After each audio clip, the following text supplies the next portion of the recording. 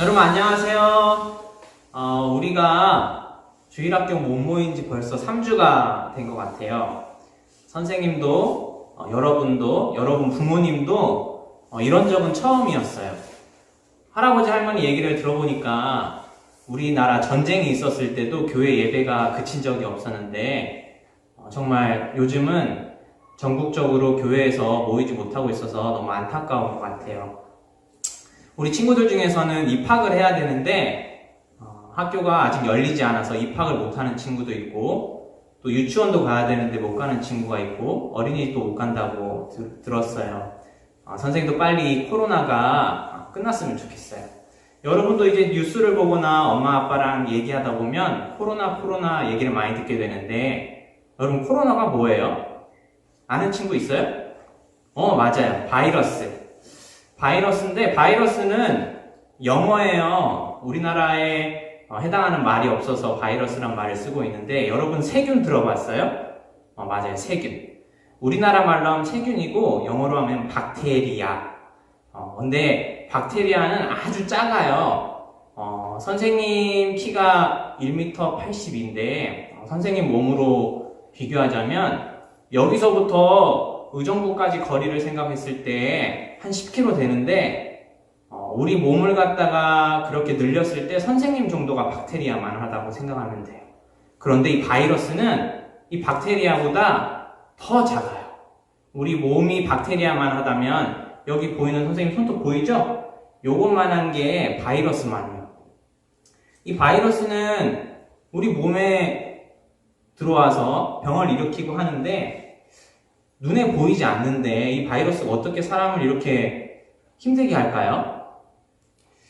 이 바이러스가 우리나라뿐만 아니라 지금 뉴스를 보면 유럽도 미국도 전 세계가 발칵 뒤집혔어요.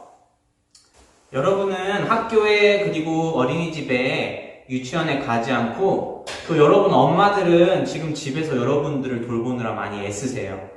우리 집에 보면 지금 아빠가 회사에 가야 되는데 회사에 안 간 아빠들도 계시죠? 아빠 방에서 아마 컴퓨터로 일하고 계실 수도 있어요.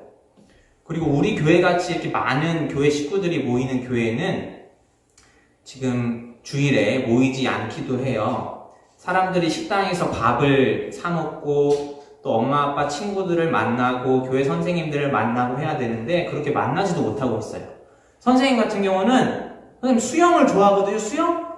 근데 수영장이 문을 닫아서 수영을 할 데가 없어요. 바로 이 눈에 보이지 않는 바이러스 때문에 우리의 일상이 모두 바뀌었어요. 근데 이거 한번 생각해 보면 좋겠어요. 눈에 보이지 않는 바이러스 때문에 모든 게 중단이 되고 일상이 바뀌었는데 눈에 보이지 않는 것이 얼마나 중요한지 한번 생각해 봤으면 좋겠어요. 눈에 보이지 않는 분, 우리 하나님. 우리가 눈에 보이는 게 전부라고 생각할 때가 많아요. 하지만 정말 중요한 것은 눈에 보이지 않아요. 여러분들 잘 생각해 보면 여러분들을 아끼는 부모님의 마음, 부모님의 사랑 보이나요? 보이지 않아요. 그리고 여러분을 보고 싶은 선생님의 이 마음, 또 이 어려운 시기를 지나가는 사람들의 힘겨운 고통 보이나요? 눈에 보이지 않아요. 하지만 이런 것들이 아주 중요한 것이에요. 우리 말씀한 것 찾아봤으면 좋겠어요. 선생님이 읽을 텐데 아마 옆에 보면 말씀이 나올 텐데 한번 봐주시면 좋겠어요. 고린도후서 4장 18절 말씀이에요. 우리가 주목하는 것은 보이는 것이 아니요 보이지 않는 것이니, 보이는 것은 잠깐이요 보이지 않는 것은 영원함이라. 이 말씀은 보이는 것과 보이지 않는 것에 대해서 잘 얘기해 주고 있어요. 사람들은 보이는 것에 대해서 많은 관심을 가져요. 재미있는 게임, 예쁜 연예인, 멋있는 자동차, 축구 잘하는 손흥민 같은 선수들. 하지만 이런 것은 시간이 지나면 다 점점 재미없어지고 촌스러워지고 사람들의 관심에서 벗어나게 돼요. 근데 여러분 바이러스도 영원할까요? 아니에요. 바이러스도 자세히 아주 정교한 현미경으로 보면 바이러스도 눈에 보이는 물질, 생명체예요. 이 눈에 보이지 않는 작은 바이러스가 이렇게 세상을 일시정지시켰어요. 그런데 그러면 눈에 보이지 않지만 이 세상을 창조하신 하나님께서 다시 이 세상에 오시면 어떤 일이 일어날까요? 여러분 생각해 봤어요? 그런 일이 2000년 전에 이미 일어났었어요. 보이지 않는 하나님께서 예수님이 되셔서 우리의 몸과 같이 또 우리의 눈과 같이 이렇게 볼 수 있는, 들을 수 있는, 만질 수 있는 몸을 입고 이 세상에 오셨었어요.